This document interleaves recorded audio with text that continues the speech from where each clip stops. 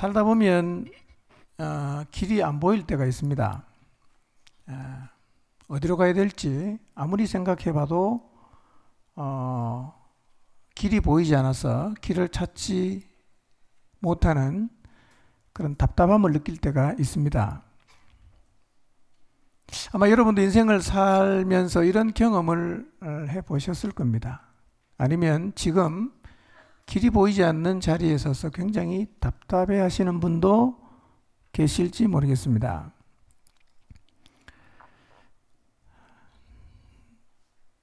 주로 이런 때가 길이 잘 안 보이는 때지요. 자식이 너무 방황을 하고 속을 썩입니다. 학생은 공부를 해야 되는데 공부에는 관심이 없고 엉뚱한 것에만 관심을 가집니다.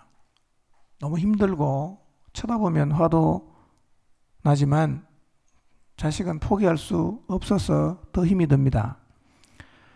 정말 바르게 키우고 싶은데 고집도 너무 세고 부모 말도 잘 안 듣는 이 아이를 도대체 어떻게 해야 될지 그때 길이 보이지 않습니다.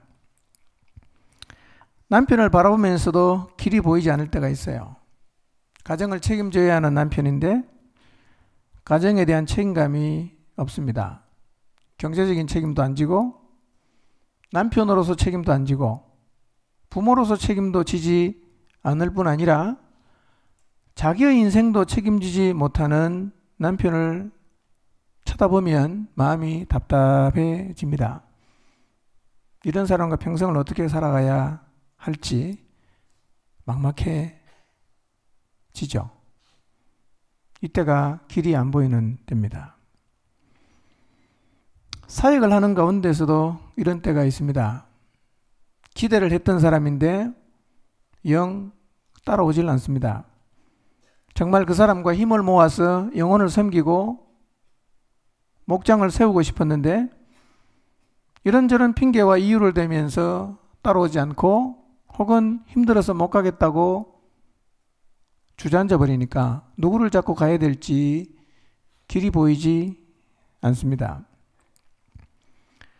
어떤 때는 내 인생을 바라보면서 그런 생각이 들 때가 있어요.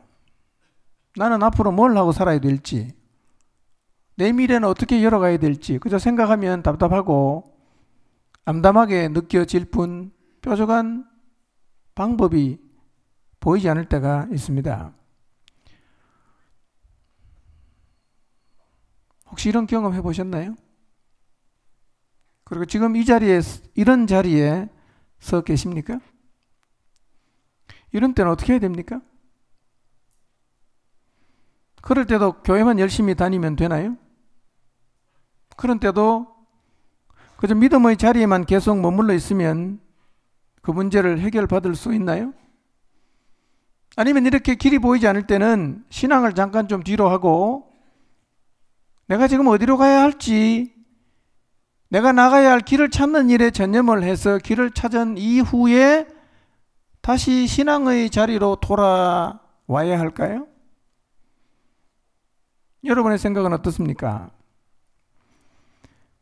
이렇게 객관적으로 봐도 길이 보이지 않는데 신앙생활에 계속해서 열심을 내는 사람들을 보면서 사람들은 이렇게 비아냥거립니다. 아니, 교회 가면 떡이 나오냐 밥이 나오냐?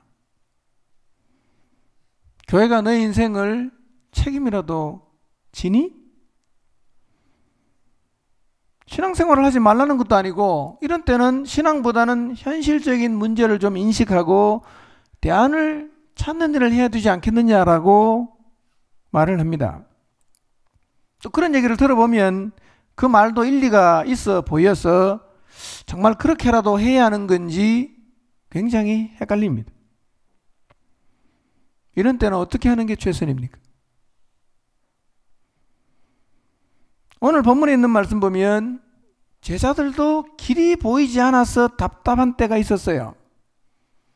어느 순간부터 예수님께서 자꾸만 떠난다 라는 얘기를 하시는 거예요. 그러고는 말씀하십니다. 내가 가는 곳에 너희가 따라올 수 없다. 이렇게 말씀하십니다. 또 조금 있다가는 이렇게 말씀하십니다. 내가 가는 곳에 지금은 따라올 수 없지만 후에는 따라올 것이다. 이렇게 말씀하시는 거예요. 주님께서 떠난다는 얘기만 하면 제자들은 가슴이 철렁 내려앉습니다. 그런데 예수님은 주님이 자꾸 떠난다는 얘기를 하니까 너무 걱정하고 있는 제자들을 향해서 이렇게 말씀하십니다. 얘들아, 너희들 내가 떠난다고 해서 너무 걱정하는 것 같은데 걱정하지 마라. 내가 떠나가는 이유는 너희들이 가서 영원히 살게 될 그 거처를 마련하기 위함이다. 내가 가서 너희가 있을 집이 다 완성이 되면 다시 너희를 데리러 오겠다. 이렇게 말씀을 하셨어요. 이런 약속을 하시면서 예수님께서 오늘 본문 4절에 보면 이렇게 말씀하십니다. 내가 어디로 가는지 그 길을 너희가 아느니라. 이렇게 말씀하셨어요. 내가 어디로 가는지 그 길을 너희가 아느니라. 이렇게 말씀하셨어요. 주님 한 번만 보고 모든 것을 버리고 주님을 따라 나섰잖아요. 그런데 잘 나가다가 어느 순간부터 주님이 자꾸 떠난다는 얘기를 하니까 제자들 입장에서는 참 앞이 캄캄한 거예요. 이분이 갑자기 가버리면 제자들은 어떡합니까? 아무리 생각해봐도 답이 안 나오고 길이 보이지 않는 거예요. 근데 주님께서 내가 가는 길을 너희가 안다 라고 얘기를 하니까 도마가 열도 좀 나고, 그리고 그 말도 이해가 잘 안 돼서 주님에게 이렇게 되물었습니다. 5절에 주님이 어디로 가시는지도 우리가 모르는데 그 길을 우리가 어떻게 합니까? 말이 맞죠? 아니, 부산 간다고 하면 부산 가는 길을 알 수 있지만 어디로 가는지도 모르는데 길을 어떻게 알겠어요? 그때 예수님께서 아주 불신자도 기억하고 있는 유명한 대답을 하셨어요. 뭐라고 대답하십니까? 도마야, 길 모르겠다고? 내가 길이다. 이렇게 말씀하신 거예요. 길 모르겠니? 내가 길이야. 내가.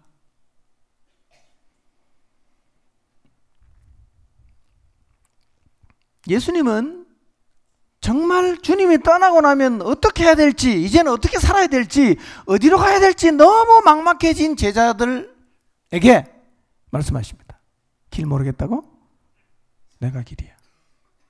내가 길이야. 이렇게 말씀하셨다는 거예요.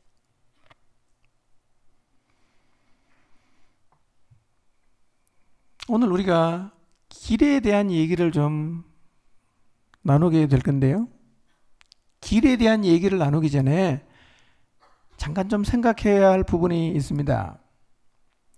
예수님은 떠나가는데 가는 이유가 거처를 마련하기 위함이다. 이렇게 말씀하십니다.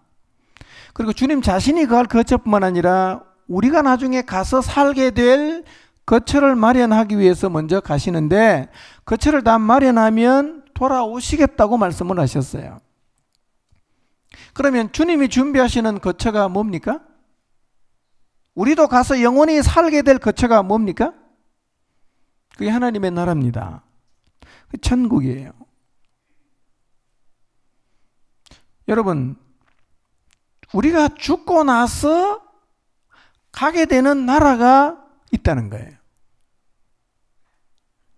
죽음으로 모든 것이 끝난다고 사람들은 말하고 있지만 오늘 예수님께서는 우리가 죽고 나서 가게 되는 나라가 있다고 말씀하시는 거예요. 이 말씀의 의미가 뭘까요?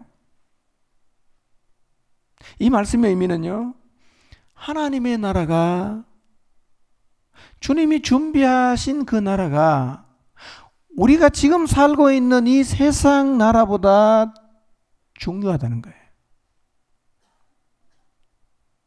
그리고 이 세상에서 산다는 것의 의미는 우리가 가서 영원히 살게 될 하나님의 나라를 준비하는 것에 의미가 있다는 얘기입니다. 이게 단지 제 논리가 아니라 예수님의 삶을 보면 아 정말 그게 옳구나라는 것을 우리가 알게 돼요. 여러분, 주님이 세상에 사셨죠? 그렇죠? 몇 년을 사셨나요? 몇 년을 사셨나요? 3년을 사셨나요? 예? 예. 33년을 사셨습니다. 그 중에 30년은 개인적인 삶이고 나머지 3년은 공적인 삶이에요. 하나님의 뜻을 구체적으로 이루는 3년의 삶을 주님이 사셨어요. 근데 그분은 하나님이셨어요. 우리가 성경에도 보니까 그분은 굉장한 능력을 가지고 있었습니다. 죽은 사람 살리고 보리떡 5개 물고기 2마리를 가지고 한 2만 명을 먹이고도 남길 수 있는, 물 위도 걸어가고 어떤 병자도 다 고치는 능력이 있었어요. 만약에 주님께서 이런 권세나 능력을 가지고 세상에서 성공하기로 마음을 먹으면 성공할 수 있을까요? 없을까요? 병원 차리면 돈 끌지 않겠어요? 진료실은 아무도 못 들어오게 딱 막아놓고 들어오면 기도해서 고치거나 뭔가 이렇게 고칩니다. 그저 살 한 대방만 가지고 오면 한 10만 명은 먹이는 기적을 행합니다. 부자가 될까요? 안 될까요? 사회적인 명사가 될까요? 안 될까요? 가끔씩은 마술을 보여줍니다. 무리를 샥 걸어가는 거예요. 입장료 5만 원. 예수님께서 세상에서 성공하는 것을 목표로 삼았더라면 그분은 정말 멋있게 세상에서 성공하는 성공자 인생을 살 수가 있었습니다. 놀랍게도 예수님은 이 세상에 살면서 그 많은 능력과 성공할 수 있는 모든 조건을 갖고 있었음에도 불구하고 한 번도 세상에서 성공하겠다는 시도를 하신 적이 없었습니다. 이상하게도 그분은 이 땅에 사는 동안 늘 관심을 딴 데 뒀어요. 어디에 뒀는가 봤더니 그분의 관심은 하나님의 나라였습니다. 그분의 목표는 하나님의 나라였어요. 그분은 이 세상에 계시면서 하신 일이 뭐냐면 하나님의 나라를 전파하고 사람들에게 하나님의 나라가 존재한다는 사실을 알리는 일을 하셨어요. 능력에 권세에 걸맞지 않는 대우를 받으면서까지 주님은 계속해서 그 일을 하셨습니다. 성경 몇 구절을 확인해 보겠습니다. 마가복음 1장 15절입니다. 읽겠습니다. 시작. 이르시되 때가 찼고 하나님의 나라가 가까이 왔으니 회개하고 복음을 믿으라 하시더라. 예수님께서 말씀하십니다. 때가 찼고 뭐가 가까웠어요? 하나님의 나라가 가까웠다. 하나님의 나라가 가까웠다. 지금 주님께서 요한복음 14장에서 뭐를 예배하러 간다고요? 처소를 예배하러 간다고 했죠. 이게 하나님의 나라예요. 주님께서 처음 오셔서 사람들에게 외친 메시지의 내용이 이거라는 겁니다. 때가 찼고 하나님의 나라가 가까이 왔다. 그러니까 뭐 하라는 거예요? 회개하고 복음을 믿어라 라고 예수님께서 말씀하셨어요. 그러니까 예수님의 관심은 계속해서 어디에 있습니까? 하나님의 나라에 있었어요. 사람들을 만나면 기적을 베풀고 그분이 가지고 있는 능력으로 육적인 필요를 막 채워주면서 인기를 얻는 게 아니라 오히려 주님은 그런 데는 별로 관심이 없는 것 같고 사람들을 만나면 하나님의 나라가 가까웠으니까 회개하고 복음을 믿으라는 얘기를 하신 거예요. 마가복음 9장 47절입니다. 시작. 만일 내 눈이 너를 범죄하게 하거든 빼어버리라. 한 눈으로 하나님의 나라에 들어가는 것이 두 눈을 가지고 지옥에 던져지는 것보다 나으니라. 여기서 예수님은 하나님의 나라와 지옥의 존재를 말씀하시는 거예요. 한 눈을 잃어도 차라리 하나님의 나라에 가는 게 훨씬 낫다. 두 눈 가지고 세상에서 멋있게 살다가 지옥 가는 것보다야 차라리 고난받고 핍박받고 한 눈이 없어져도 한 팔이 없어져도 그렇게 하나님을 믿다가 하나님 나라에 가는 게 훨씬 낫다는 거예요. 근데 그걸 단순히 예수님께서 말로만 한 게 아니라 실제로 그분의 삶을 통해서 우리에게 본을 보여주신 거예요. 이렇게 능력이 많은 예수님이 실제로 사실 때 돈이 없었어요. 성전세에 내려고 하니까 돈이 없는 거예요. 사람들이 야, 너 돈 안 내냐? 세금 안 내냐? 돈 없어요. 예수님께서 어떻게 하십니까? 베드로에게 합니다. 너 저 가서 고기 한 마리 낚으면 그 돈 나오는데 그걸 가지고 성전세 내라. 이렇게 말씀하실 정도로 주님은 세상에서 성공하는 것에 그다지 관심이 없었다는 거예요. 그런데 하나님 나라 얘기만 나오면 태도가 달라졌어요. 마가복음 10장 14절입니다. 시작. 예수께서 보시고 노하시어 이르시되 어린아이의 내게 오는 것을 용납하고 금하지 말라. 하나님의 나라가 이런 자의 것이니라. 하나님의 나라는 어떤 자가 소유하게 됩니까? 어린아이 같은 자. 그렇습니다. 하나님의 나라는요, 어린아이 같지 않으면 받아들일 수가 없습니다. 왜냐하면 인간적인 두뇌를 가지고, 상식을 가지고 들어보면 어떨 때는 진짜 말이 안 돼. 말이 안 돼.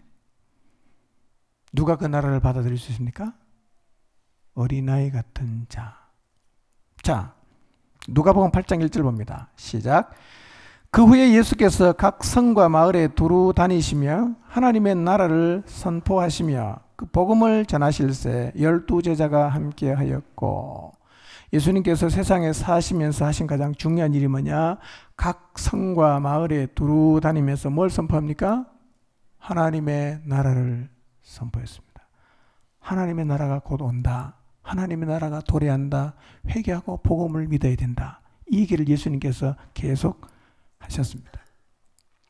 누가복음 9장 2절과 11절을 이어서 보겠습니다. 2절부터 봅니다. 시작. 하나님의 나라를 전파하며 앓는 자를 고치게 하려고 내보내시며. 11절.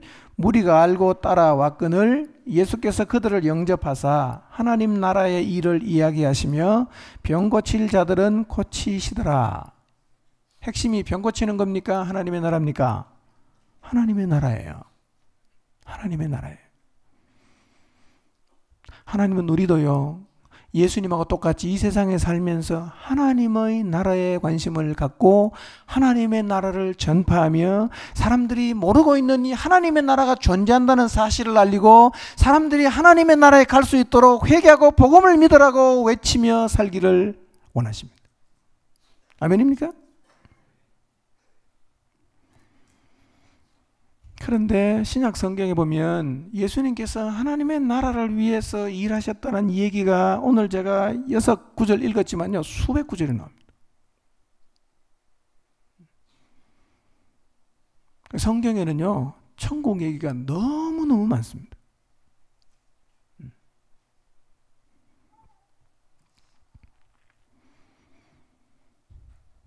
어떻게 그 나라에 갈 수 있는가? 하나님 나라에는 어떻게 갈 수 있는가? 여기 하나님 나라 가는 길을 아시는 분 계시나요?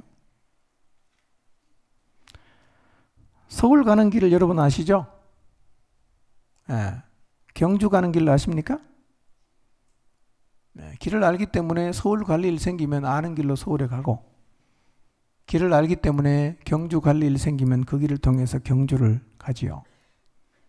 그런데 하나님이 계신 나라, 우리가 천국이라고 부르는 나라에는 어떻게 갑니까? 여기 혹시 몇 번 다녀오신 분 계시나요? 네? 이곳은 우리가 한 번도 가본 적이 없는 나라입니다. 그래서 그 길을 아는 사람도 아무도 없어요. 예수님께서 이렇게 말씀하시잖아요. 내가 곧 길이다. 사실은 이 말씀에는 굉장히 많은 의미가 함축되어 있습니다. 그러니까 우리가 이 세상에서 천국으로 가는 길, 또 이 세상에서 천국을 잘 준비하면서 살아갈 수 있는 길은 누굽니까? 예수님이에요. 예수님. 이 예수님을 따라가면 궁극적으로 주님께서 예비하신 천국에 이를 수도 있지만, 이 예수님을 잘 따라가면 이 땅에 사는 동안 그 시간들을 통해서 천국을 가장 잘 준비하는 길을 걸어갈 수가 있다는 거예요. 천국을 가장 잘 준비하면서 살 수 있는 길이 뭔가? 예수님이라는 거예요. 예수님. 근데 문제는 예수님이 길이면 예수님이 앞에 가시면 뒤에서 우리가 졸졸졸 따라가면 되죠? 그렇죠? 근데 예수님이 세상에 안 계시잖아요. 눈으로 볼 수가 없잖아. 여기 계시지도 않고 보이지도 않는 그분을 우리가 어떻게 따라갑니까?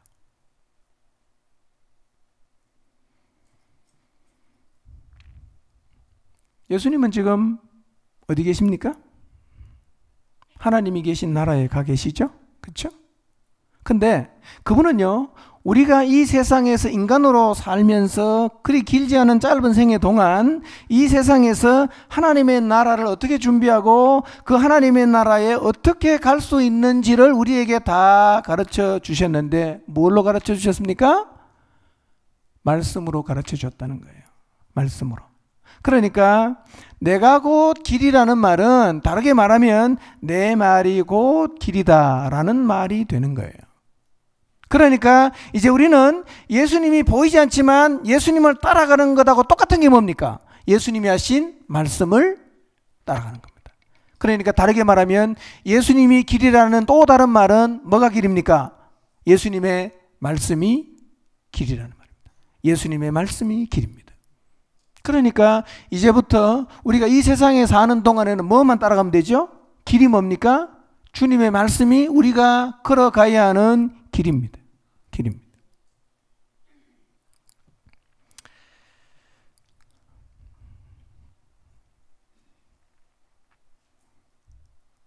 근데 우리 모든 사람에게 천국으로 가는 길이 막혔던 적이 있었나요? 생각해 보세요. 우리 모두에게 하나님의 나라로 가는 길이 여러분의 생애 가운데 막혔던 적이 있었던 것 같아요? 아니면 없었던 것 같아요? 없었죠. 근데 왜 우리 눈에는 길이 없는 것처럼 보였을까요?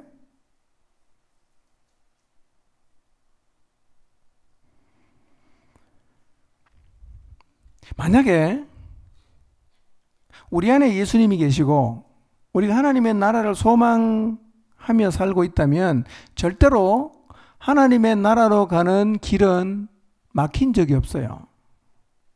그런데 우리는 우리의 삶을 돌아보면서 길이 막혔다라는 생각을 한단 말이에요.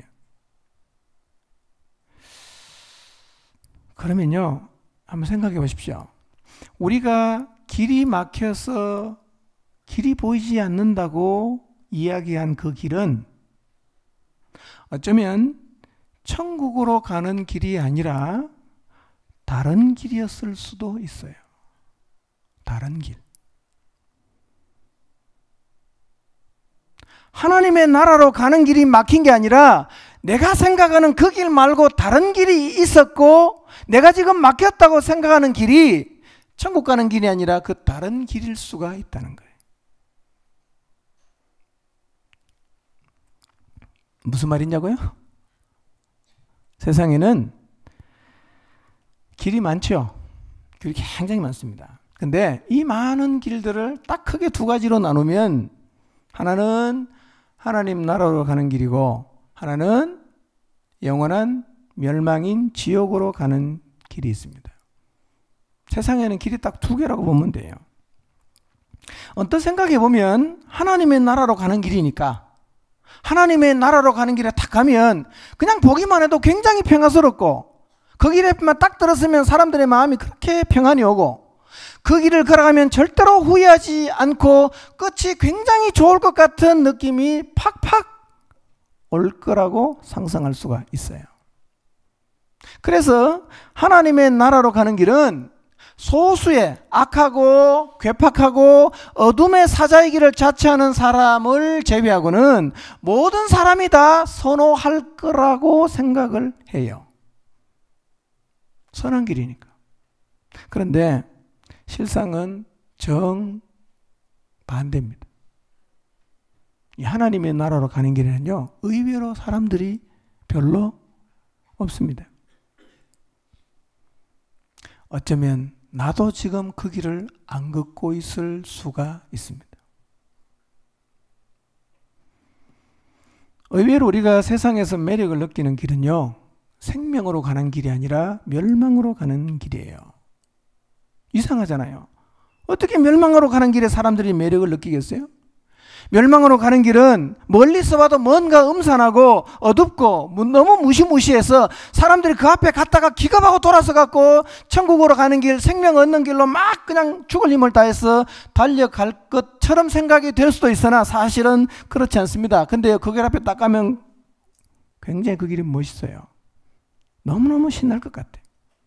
그 길을 가면 내가 원하는 것을 다 얻을 수 있을 것 같고, 그 길을 가면 내 능력을 다 발휘할 수 있을 것 같고, 사람들에게 칭찬과 명성도 얻을 수 있을 것 같아요. 그래서 위로 사람들이 이 길을 선호하고 그리고 선택하고 평화롭고 신나게 이 길을 걸어가고 있습니다. 내가 맡겼다고 생각하는 길이 혹시 이 길은 아닌지를 한번 생각해 보십시오. 성공하고 명예를 얻고 뭔가 너무너무 신나고 즐겁고 누리고 하는 이 길이 여러분이 맡겼다고 생각하는 그 길은 아닌지를 한번 생각해 보시기 바랍니다. 마태복음 7장 13절 14절 같이 한번 보겠습니다. 마태복음 7장 13절 14절 읽겠습니다. 시작. 좁은 문으로 들어가라. 멸망으로 인도하는 문은 크고 그 길이 넓어 그리로 들어가는 자가 많고, 생명으로 인도하는 문은 좁고 길이 협착하여 찾는 이가 적음이라. 자, 세상에는 두 개의 문과 두 개의 길이 있어요. 생명으로 인도하는 문, 생명으로 가는 길. 두 번째는 멸망으로 인도하는 문, 멸망으로 가는 길이 있습니다. 여러분이 찾는 길은 어떤 길인 것 같습니까? 한번 생각해 보세요. 넓고 큰 길입니까? 아니면 좁고 협착한 길입니까? 그러니까 길이 없다고 말하기 전에 우리가 먼저 생각해 봐야 되는 게 뭐냐면, 내가 찾는 길이 어떤 길이냐부터 한번 생각해 볼 필요가 있다는 것입니다. 만약에 내가 지금 길이 보이지 않는다고 절망하는 길이 멸망으로 인도하는 크고 넓은 길, 그 길이 없다라고 여러분이 생각하고 있다면 처음부터 생각을 다시 해야 되는 거예요. 자, 제가 그림을 하나 그려보겠습니다.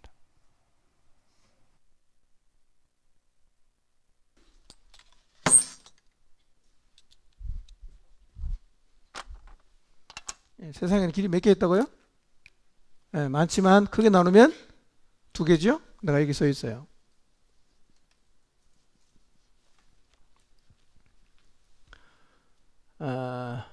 이게 이제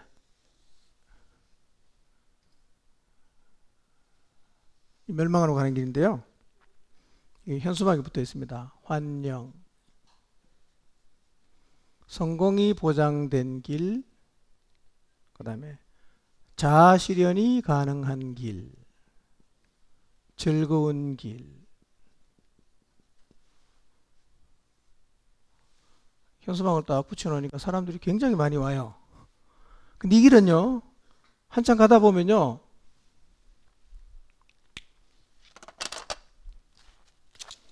밑이 푹푹푹 꺼집니다. 이렇게요. 가다가 보면 막 그냥 꺼져요.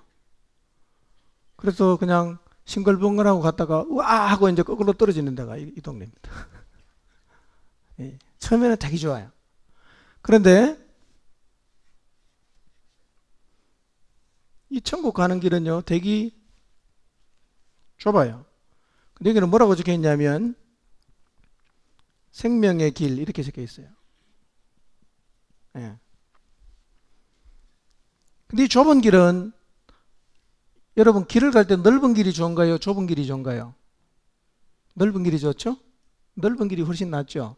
그래서 가능하면 우리 넓은 길 찾아가지 않습니까? 그런데 이 좁은 길은요, 가면 비좁기 때문에 그냥 울퉁불퉁하고 힘든데요, 이 가다 보면 갑자기 슉 올라가는 거예요. 예. 가다가 이렇게 막 위로 올라갑니다. 지구가 좀 겹치긴 한데. 이래서 어디로 갑니까? 어느 순간 가다가 사실은요, 근데 이 길은요, 영원히 가는 길이 아니고 잠깐 가는 길이에요. 그러니까 잠깐 가다가 어느 순간 툭 꺼지는 거예요. 그때가 언제입니까? 자기가 죽을 때예요. 가다가 길이 되게 좋은 줄 알았는데 갑자기 밑에 쑥 빠지면서 쑥 내려가는 거예요. 근데 이 길은 굉장히 좁긴 한데 가다가 보니까 어느 순간 다 위로 올라가는 거예요. 어디로 가겠어요? 하나님이 계신 나라로 가죠. 그런데 어쩌면 우리가 말이에요, 길이 안 보인다고 하는 길이 이 길이 아니라 이 길일 수가 있다. 성공할 길이 안 보이니까 길이 안 보인다고 하는 것이고, 인생 즐겁고 행복하게 살 길이 안 보이니까 길이 없다고 말하는데, 사실은요, 우리가 생각하는 길이 이 길이라고 하면 사실은 오늘 설교를 들어도 해답은 없어요. 근데 이 길은 한 번도 하나님께서 막아놓은 적이 없단 말이에요. 막아놓은 적이 없어요.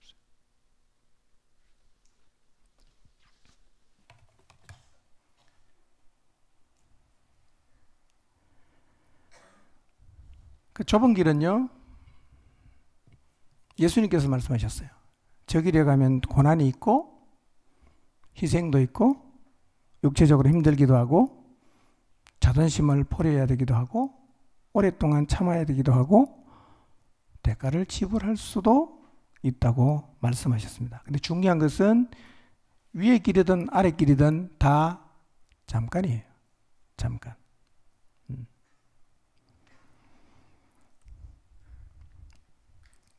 자, 그러면 지금 여러분에게 막힌 길이 어떤 길입니까? 세상에서 환호받는 길이 막힌 겁니까? 아니면 성공하는 길이 막힌 겁니까? 아니면 사람에게 인정받는 길이 막힌 겁니까? 어떤 길이 막혔습니까?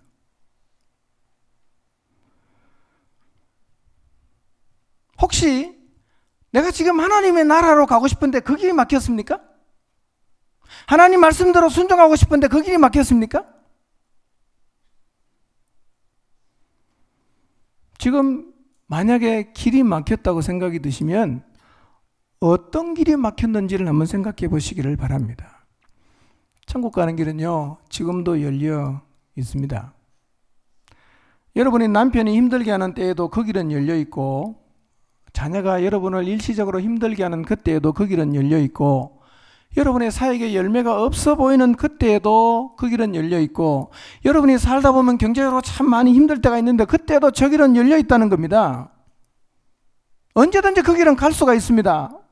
그리고 결코 막히지 않습니다. 예수님이 계시는 한에는, 예수님이 말씀하신 그 말씀이 우리 곁에 있는 한에는 그 길도 존재를 합니다. 길이 뭡니까? 길이 뭐죠? 예수님의 말씀입니다. 자, 지금 여러분이 길이 막혔다는 생각이 드시는 분은요, 뭐를 생각해야 되느냐면 이 상황 속에서 하나님이 내게 주시는 말씀이 뭔지를 생각해야 합니다.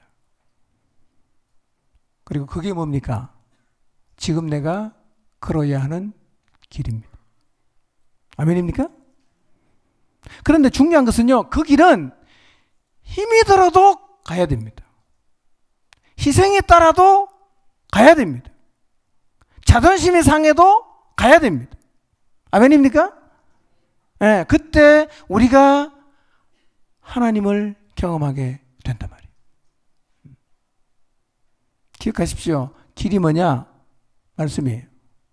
여러분의 상황 가운데 길이 안 보인다고 생각하면 길이 안 보이는 게 아니에요. 그때 뭘 찾아야 되느냐? 길을 찾으면 되죠. 그 길이 뭡니까? 말씀이에요. 말씀. 만약에 지금 여러분이 예수님을 믿고 구원을 얻었다면요, 여러분이 죽기 전에는 절대로 그 길이 안 막힙니다. 그러므로 인생을 살면서 너무 그냥 길이 막힌 것처럼 사방으로 다 이렇게 막힌 같은 그런 느낌이 들 때마다 뭘 생각해야 됩니까? 길을 어떻게 찾습니까? 말씀이 길이란 말이에요. 말씀이 길이란 말이에요. 내가 곧 길이요 진리요 생명이다.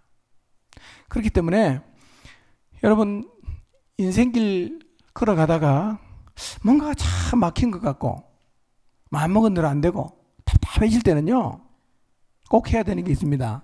뭐냐면 하나님의 말씀을 묵상해야 됩니다. 지금 내가 여기서 너무 답답한데 가야 되는 길이 뭔가 찾아야 되잖아요. 뭘로 찾습니까? 말씀이 길이니까 말씀을 찾으면 뭘 찾는 거예요? 길을 찾는 겁니다. 말씀 앞에 딱 가면요, 길이 보입니다. 보여요. 자, 로마서 8장 26절 같이 한번 보겠습니다. 로마서 8장 26절 읽겠습니다. 시작. 이와 같이 성령도 우리의 연약함을 도우시나니 우리는 마땅히 기도할 바를 알지 못하나 오직 성령이 말할 수 없는 탄식으로 우리를 위하여 친히 간구하시느니라.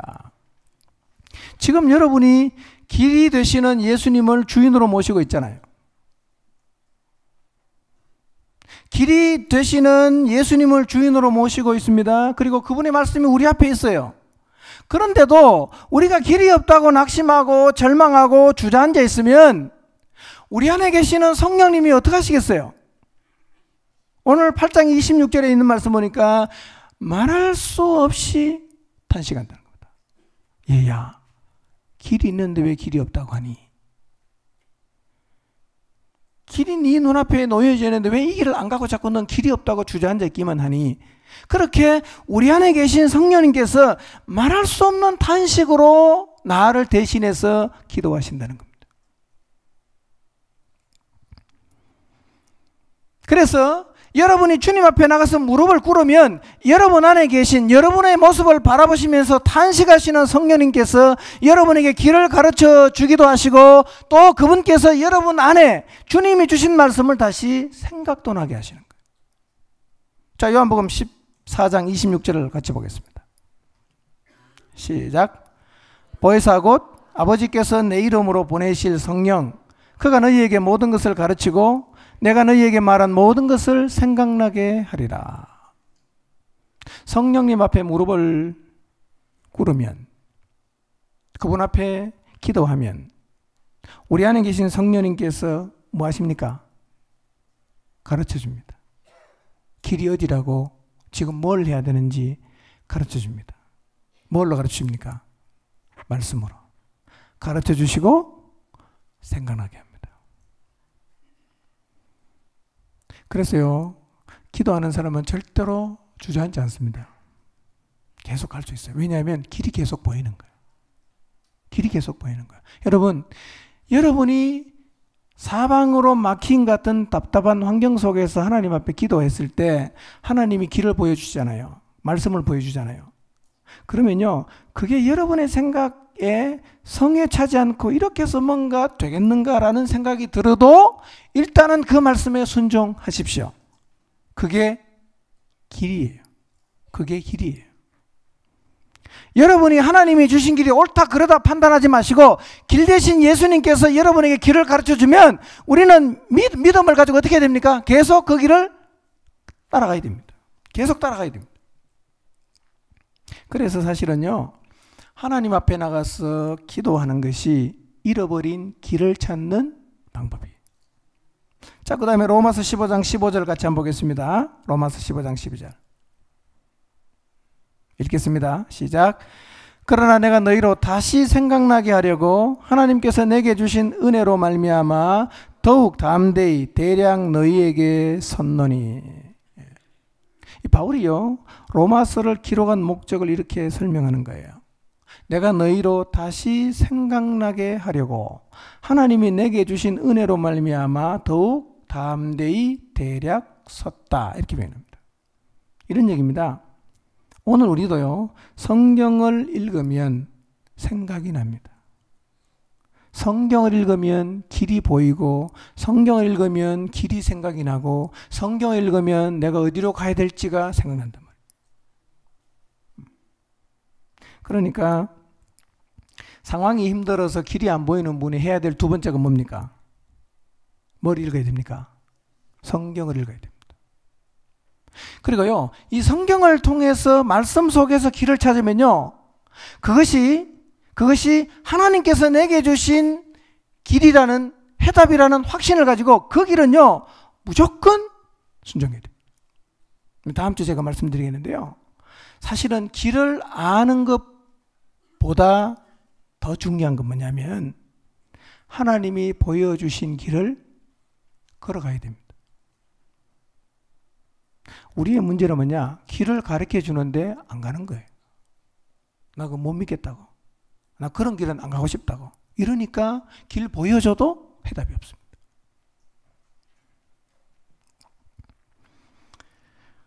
길을 잃어버리신 분 두 가지 오늘 기억하시기 바랍니다. 하나는 주님 앞에 나가서 무릎을 꿇고 성령께서 여러분을 보시면서 탄식하는 소리를 좀 듣고 느끼십시오.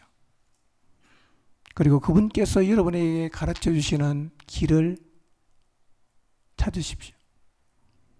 두 번째로는 성경을 계속 읽으면요, 내가 가야 할 길이 무엇인지 주님께서 다시 어떻게 합니까? 생각나게 하신다 그랬습니다. 이 방법은요, 평생을 사는 동안 반복, 또 반복, 또 반복, 또 반복입니다. 성경을 한 주간 좀 열심히 읽었다고 그 다음에 손 놓고 살아서는 안 되고, 기도를 일정한 기간 동안 좀 열심히 했다고 관둬서 안 되는 이유가 뭐냐? 길은요, 우리가 계속 가야 되잖아. 오늘도 걸어가야 되고, 내일도 걸어가야 되고, 모레도 계속 걸어가야 되잖아. 그럼 길을 계속 찾아야 되잖아. 어디로 가야 될지 계속 알아야 되잖아요. 그 길을 찾는 방법이 뭡니까? 기도하는 일과 하나님 말씀을 계속 읽는 일이니까요. 여러분, 이것은요, 평생 사는 동안 계속해서 반복해야 됩니다. 이것이 우리의 일상이 되면 절대로 길을 잃지 않습니다. 절대로 길이 안 보이고 상황 속에서 낙심하는 자리에 서지 않게 됩니다. 여러분, 하나님 나라로 가는 길은요, 지금도 열려 있어요. 혹시 여러분이 상황이 너무 힘들어서 길이 안 보인다고 투정을 하고, 그래서 여러분의 마음이 또 너무 지치고 낙심했다면요, 다시 길 찾으러 가야 되는데 그게 어디냐 하면 하나님 말씀의 자리로 돌아가는 것입니다. 조용히 무릎을 꿇고 길이 있는데 길이 없다고 투정하고, 가면 되는데 가지 않고 주저앉아 있고, 세상에 소음이 너무 많아서 계속해서 가르쳐 주시는 성령님의 음성을 듣지 못하고 있는 나를 향한 성령님의 탄식하는 소리가 좀 느껴져야 됩니다. 그리고 다시 말씀해 주시기를 구해야 됩니다. 주님, 다시 말씀해 주십시오. 세상의 소음 때문에 주님의 음성이 잘 안 들리는, 마치 가는 길 먹은 사람처럼 보통 웬만큼 말해서는 듣지 못하는 나에게 다시 한번 천둥 같은 소리로 내게 분명하게 하나님께서 말씀해 주시기를 구해야 합니다. 그리고 여러분의 귀에 다시 한번 이 주님의 음성이 들릴 때, 인생을 살면서 아무리 힘들고 어려운 순간에도 길이 없다고, 길이 안 보인다고 투정하고 절망하고 낙심하지 않을 수 있게 될 것입니다. 다시 여러분의 귀에 주의 음성이 들리게 되시기를 바랍니다. 일상 속에서 늘 주의 말씀이 생각나게 되시기를 바랍니다. 그리고 그 말씀을 길로 인정하고 그 하나님께서 말씀을 통해서 가르쳐 주신 그 길을 낙심하지 않고 절망하지 않고 힘들어하지 않고 믿음으로 저벅저벅 걸어가는 하나님의 자녀들이 되시기를 바랍니다. 기도하겠습니다.